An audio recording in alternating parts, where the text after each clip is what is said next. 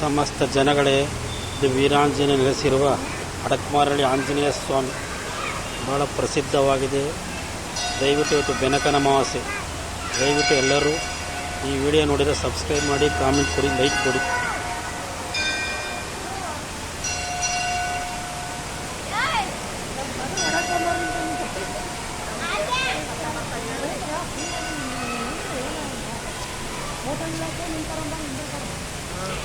ಇದನ್ನೆಲ್ಲ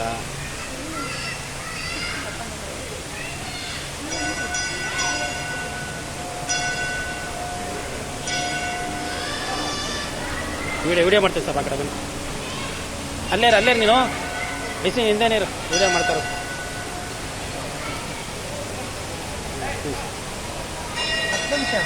ಒಂದು 5 ನಿಮಿಷ ಅಷ್ಟೇ. ಇಲ್ಲ, 1 ನಿಮಿಷ ಮಾಡೋದು, ಜಾಸ್ತಿ ಇಲ್ಲ. ಇನ್ನು ಒಂದು 10 ಸೆಕೆಂಡ್ ಅಷ್ಟೇ ಇರೋದು. ಮುಗೀತು.